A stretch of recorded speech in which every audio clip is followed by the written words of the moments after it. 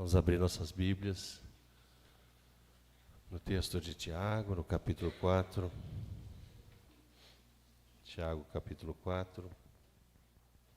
E nós vamos fazer a leitura dos versos 11 até os versos 17.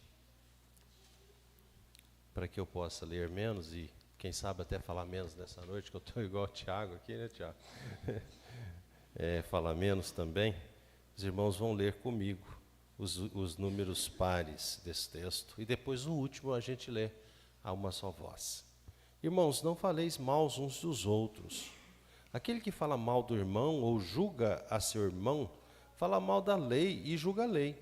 Ora, se julgas a lei, não é observador da lei, mas juiz. Um só é legislador e juiz.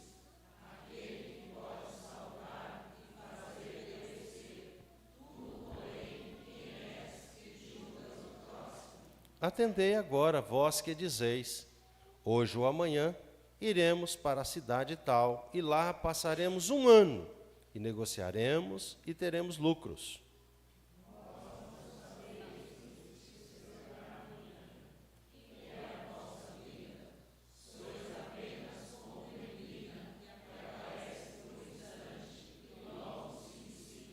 Em vez disso, devíeis dizer, se o Senhor quiser, não só viveremos, como também faremos isso ou aquilo.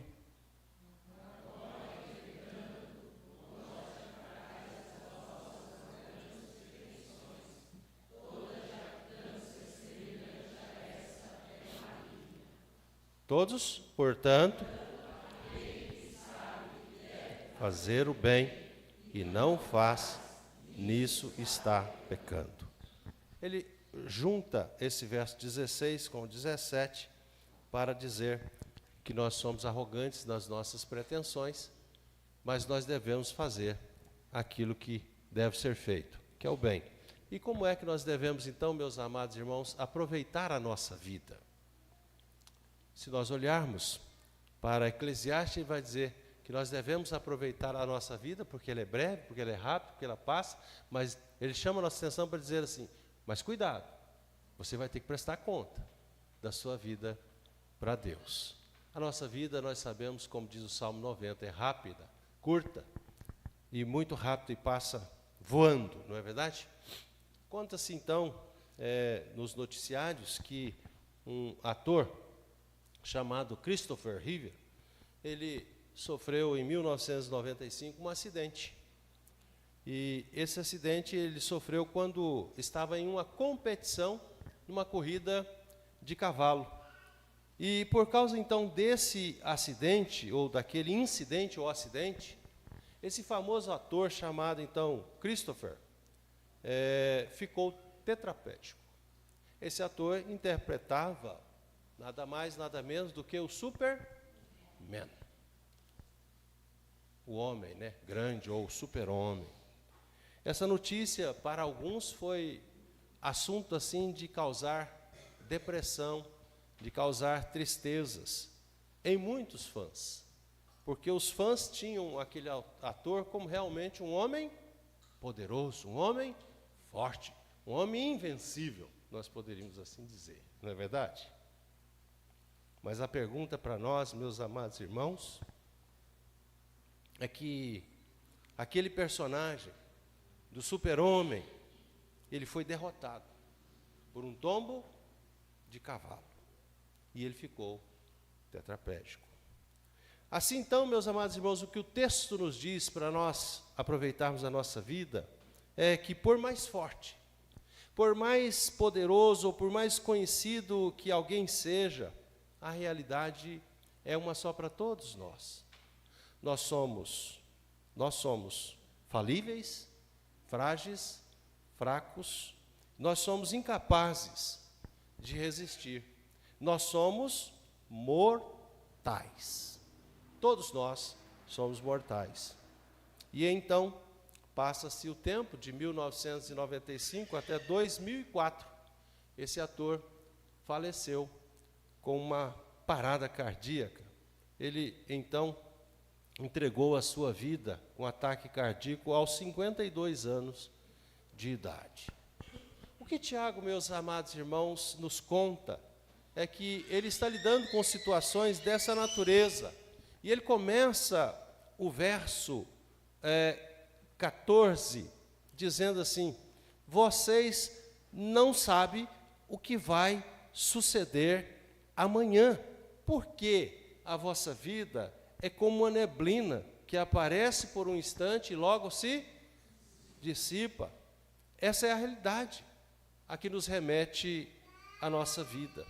Assim, então, o sábio Salomão, escrevendo sobre esta realidade, esse sábio disse: melhor é ir à casa onde há luto, do que ir à casa onde há banquete. Porque naquela casa onde há luto, se vê o fim de todos os homens, não é verdade? E os vivos que devem tomar em consideração. Jó, falando também dos seus lamentos, no capítulo 7, no verso 6, no verso 7, e também no verso 9, ele diz: os meus dias são mais velozes do que a lançadeira de um tecelão, e se findam sem esperança. Lembra-te que a minha vida é um sopro, os meus olhos não tornarão a ver o bem, tal como a nuvem que se desfaz e passa, aquele que desce à sepultura jamais tornará a subir. O salmista no Salmo 39, no verso 5 e 6 também diz: deste aos meus dias o comprimento de alguns palmos à tua presença. O prazo da minha vida é nada. Na verdade, todo homem, pois, por mais firme que esteja, é pura vaidade. A nossa vida passa rapidamente e nós voamos. Assim, então, ele diz: com efeito, passa o homem como a sombra, em vão se inquieta, amontoa tesouros, e não sabe quem os levará. Ou, em outras palavras, não sabe para quem vai deixar os seus tesouros. Assim, meus amados irmãos, o que fazer? O que fazer diante da nossa fragilidade? O que fazer diante da nossa pequenez? O que fazer?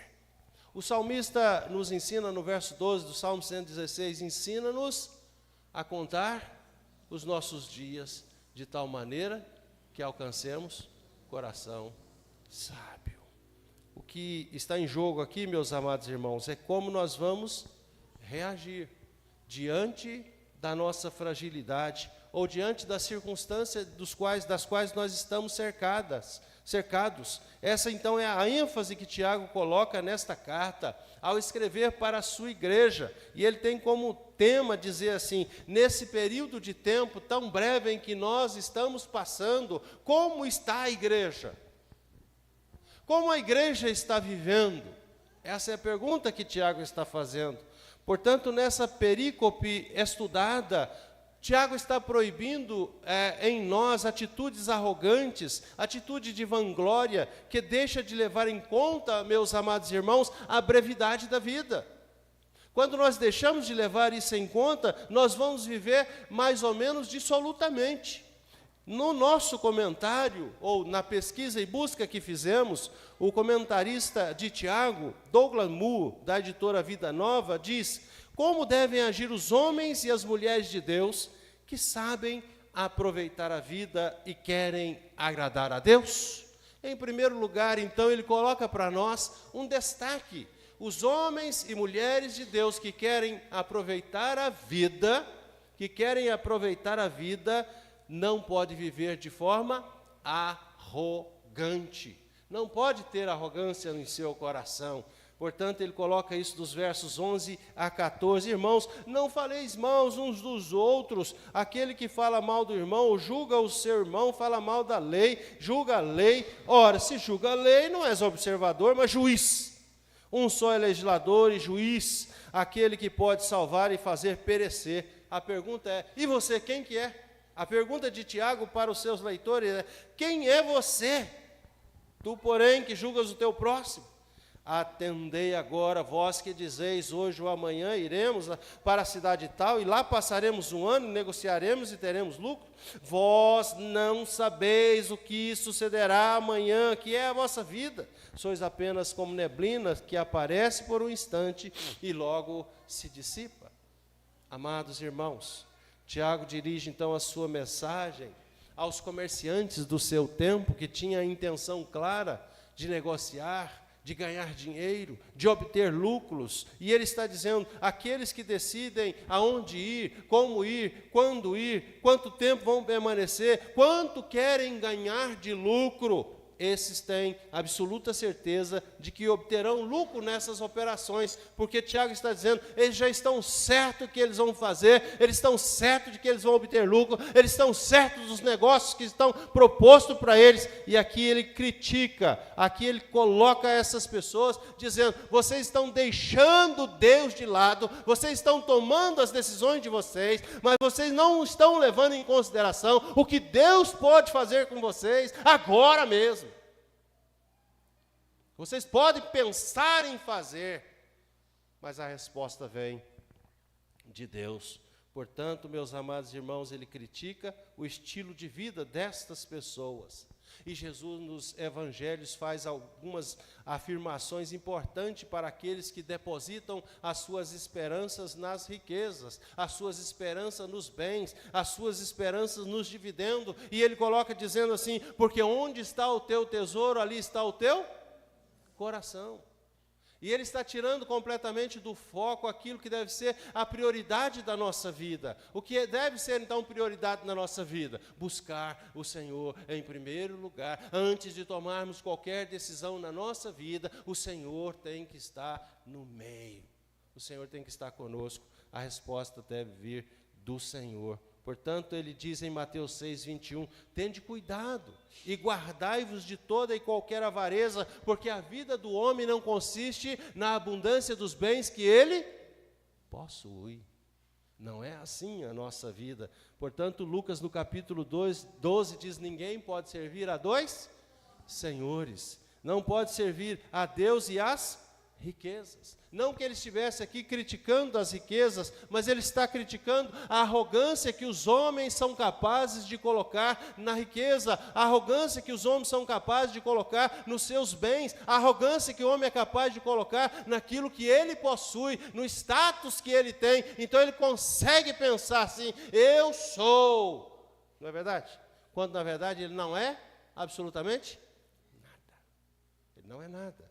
E esse texto deixa isso muito claro para nós, e a Bíblia está condenando essa atitude, porque em Provérbios nós lemos no capítulo 8, no verso 13, no capítulo 11, no verso 2, dizendo, melhor é o pouco, havendo justiça, do que grandes rendimentos com injustiças. O coração do homem traça o seu caminho, mas Deus lhe dirige os passos.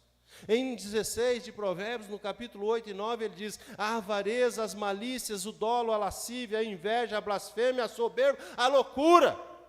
Ora, todos esses males vêm de dentro do homem e contamina o homem. Assim então, meus amados irmãos, Jesus diz em Marcos 7, nos versos 20 a 23, porque tudo que há no mundo, as concupiscências da carne, dos olhos, soberba da vida, não procede do Pai, mas do mundo. João diz, não sabeis o que sucederá amanhã. 1 de João 2,16. Assim então, o que Tiago está dizendo é que o arrogante, a pessoa petulante, a pessoa aborrecida, ela quer dominar a Deus.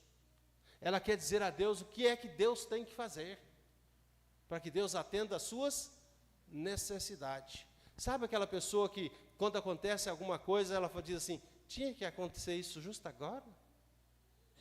Não está satisfeito com nada, mas justo agora, não podia esperar eu chegar em casa, para começar a chover? Não é assim? Prepotência, dizer para Deus, Deus, você sabe que eu estou na rua, não é assim? Deus, você não está vendo que eu estou na rua? Espera eu chegar em casa, depois você solta a chuva. Quer dizer, só eu, e os outros? Os outros não têm que chegar em casa? Isso é arrogância, isso é petulância. Isso é querer dizer que Deus não sabe o que Ele está fazendo, e só você sabe. E, portanto, você tem que dizer para Deus a forma como Deus deve agir. Aliás, este é um dos motivos pelos quais muitas orações, diz Tiago no capítulo 4, no verso 3, não são respondidas.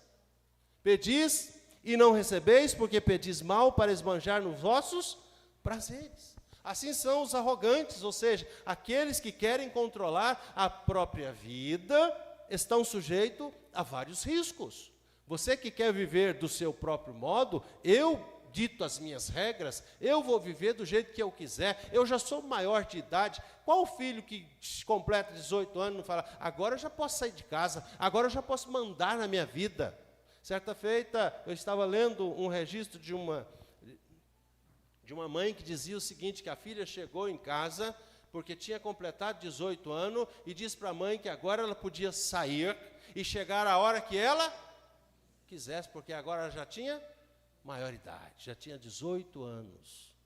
E a mãe virou para ela e falou assim, então também você tem maioridade, você pode fazer o que você quiser da sua vida, então junta a sua mala, põe suas coisas dentro e vai morar na sua casa.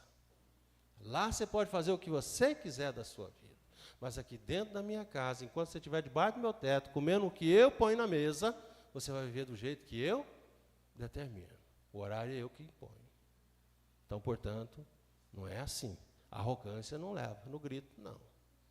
Nós precisamos, meus amados irmãos, homens e mulheres que querem aproveitar a vida e agradar a Deus, devem viver uma vida longe da arrogância. E em segundo lugar, nos versos 15 e 16, ele diz que se nós quisermos viver uma vida de sabedoria mesmo, uma vida boa, uma vida agradável, nós precisamos viver na dependência. Repete comigo.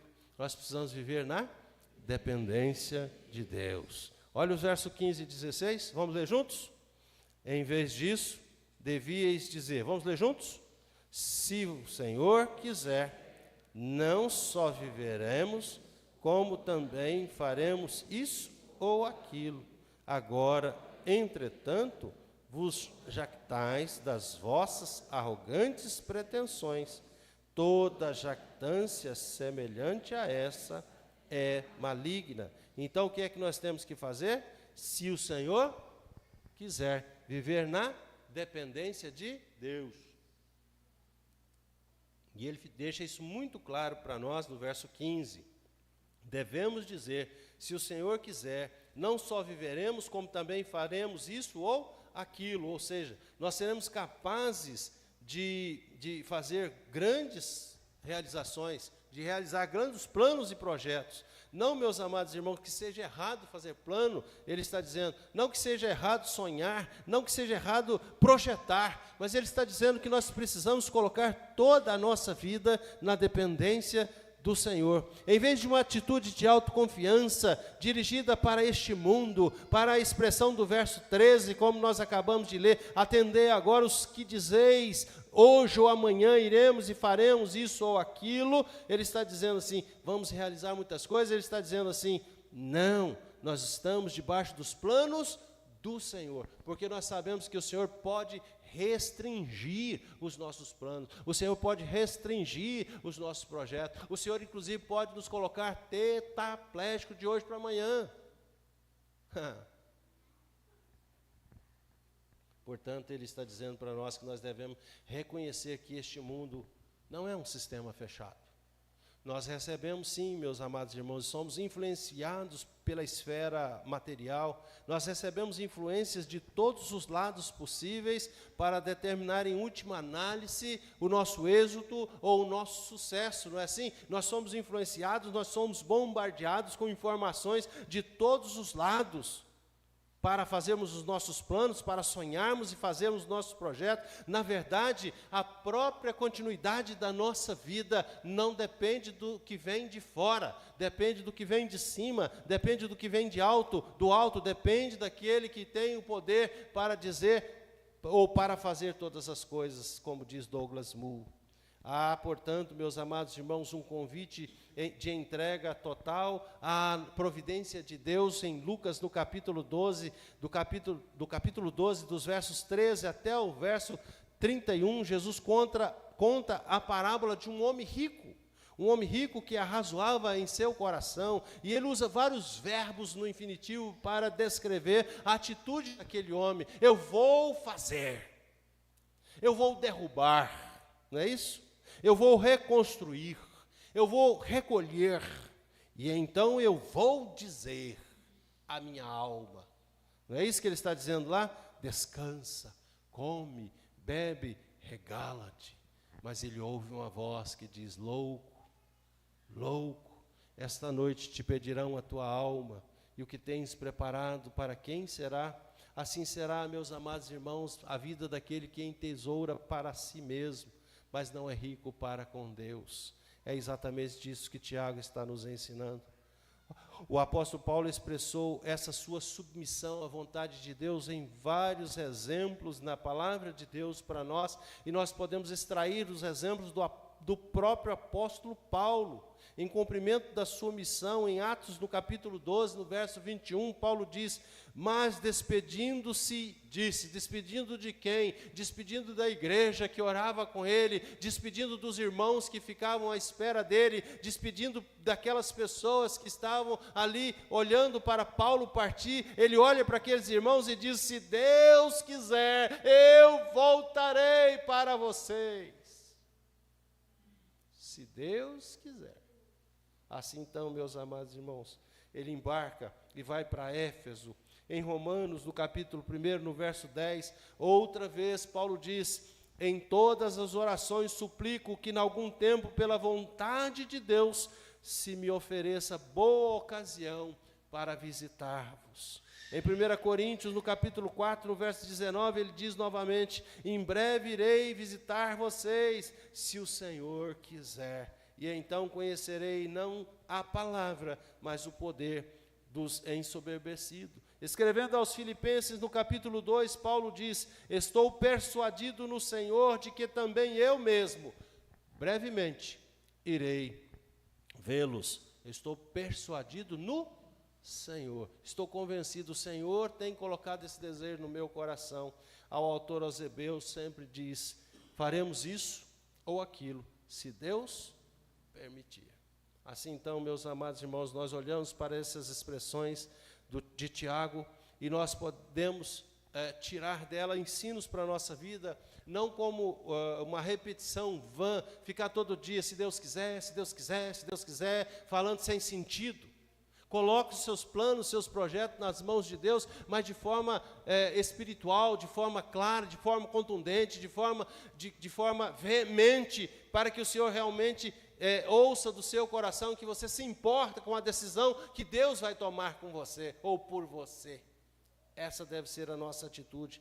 Enquanto nós planejamos, nós não podemos esquecer, como diz o verso 14, que nós somos como neblina. Neblina. Logo que vem aparecendo o sol, o que acontece com a neblina? Desaparece. Ela acaba, ela some. Logo num instante, ela se dissipa. Assim é a nossa vida.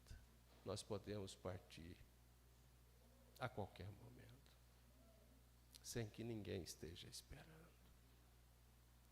Mas ainda nessa carta e nessa perícope, nós precisamos aprender, em primeiro lugar, o que mesmo que nós aprendemos?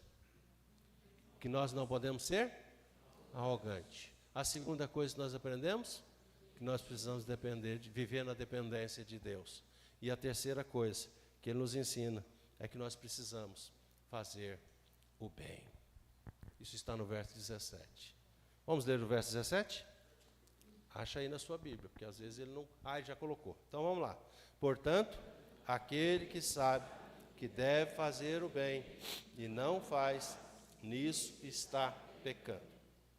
Parece então, segundo o autor, um desconexo fechamento do assunto ou dessa perícope que nós escolhemos para a nossa leitura, mas tem alguns comentaristas, meus amados irmãos, que acreditam que esse versículo era até um ditado tradicional que circulava independentemente do contexto.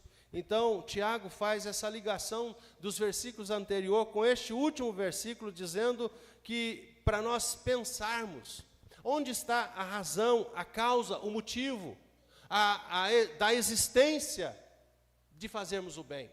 Onde está a causa? Onde está a razão? Qual é o motivo? Ele está dizendo assim: você deve fazer o bem porque a vida é... você deve fazer o bem porque a vida é curta. A vida é curta. Então viva na prática do bem, porque a vida é curta. A vida é curta demais. Assim, ele está dizendo para nós, além de nós glorificarmos a Deus, entregando-nos totalmente nas suas mãos, o que mais então nós podemos fazer para agradar a Deus? Fazer o bem.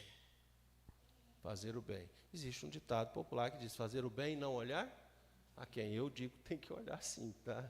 Olhe para quem você está fazendo, porque precisa fazer sim, mas olhe, faça com consciência, não é verdade? Igual os meninos fizeram essa semana aí, fazendo boas ações, como é que fala? Ação social, né? Esses meninos valorosos, meninos, né?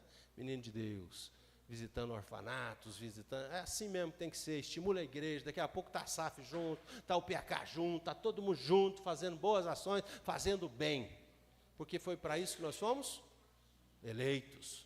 Vocês foram eleitos, nós somos eleitos para a prática do bem. Leia Efésios 2:10. Ele está dizendo isso lá para nós. Então a resposta é fazer o bem. Tiago então está aproveitando o capítulo 3 de Provérbios.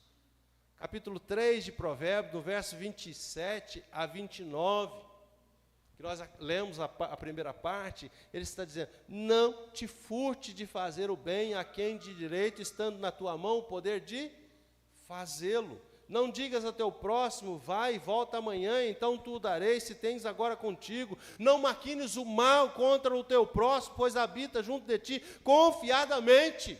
É isso que ele está dizendo, meus amados irmãos. E Tiago, no capítulo 2, no verso 13, ainda faz outra ligação, procedendo aqui dessa sentença, e diz: porque o juízo sem misericórdia para com aquele que não usou de... Então o que nós temos que fazer no verso 17? O que nós temos que fazer no verso 17? O bem, porque se nós não fizermos o bem, o que vai acontecer com nós? O juízo de Deus contra nós vai ser sem misericórdia. É assim, meus amados irmãos. E no verso 18 do capítulo 3 de Tiago, ele diz: ora, é em paz que se semeia o fruto da justiça para os que promovem a paz. Outro comentarista chamado François Vaughan, comentando essa carta de Tiago, ele diz, abrindo aspas: a fé e a obediência não atuam no saber fazer, mas no próprio fazer. Faça. Faça, mas eu não sei. Faça! É assim que ele está dizendo. Este princípio Paulo e João faziam. Portanto, eles nos ensinam. Quando eles tinham oportunidade, eles dizem: fazei o bem a todos, mas principalmente aos da família da fé. Em 1 João 4:20 está escrito: se alguém disser, amo a Deus, e odiar o seu irmão, é mentiroso, pois aquele que não ama o seu irmão a quem vê, não pode amar a Deus a quem não vê. O que é a vossa vida? O que é a vossa vida? Diz Tiago: é como uma neblina. É como uma neblina. Portanto, meus amados irmãos, nós podemos concluir que nossa vida é breve, que se dissipa com o calor do dia. Portanto, nós não sabemos se a nossa vida vai ser curta, nós não sabemos se a nossa vida vai ser longa, mas nós sabemos uma coisa, que nós precisamos viver uma vida que faça sentido, não só para nós, mas também para os outros, para que nós possamos tocar o coração das pessoas, para que nós possamos tocar na vida das pessoas, para que nós possamos fazer diferença na vida das pessoas. Portanto, nós precisamos acolher, nós precisamos contagiar, nós precisamos chorar com os que choram, nós precisamos, meus amados irmãos, saciar as pessoas que têm necessidade, nós precisamos promover a paz, nós precisamos entregar amor. É isso que o Senhor espera de nós, e isso não é coisa de outro mundo. Quando nós realmente pudermos aproveitar a nossa vida desse jeito que nós aprendemos hoje, isso sim vai dar sentido. É o que faz a diferença. Não importa para você, não importa para nós, se a nossa vida é curta ou se a nossa vida é longa demais. O que importa é que a nossa vida precisa ser vivida de forma intensa, de forma verdadeira, de forma justa, de forma íntegra, de forma pura. Dure o quanto durar, mas viva dessa forma. É isso que Tiago está nos ensinando. Porque fazer o bem, meus amados irmãos, é a única forma de nós realmente aproveitar a nossa vida. Aproveite a sua vida e faça essas coisas. Assim, sendo fiéis, como diz o hino sacro 176, sempre fiéis, irmãos, aqui sejamos, sempre fiéis a Cristo Jesus, que até a morte, não importa quando ela virá, por nós prosseguindo, vida nos deu, salvação pela cruz. Hino 176.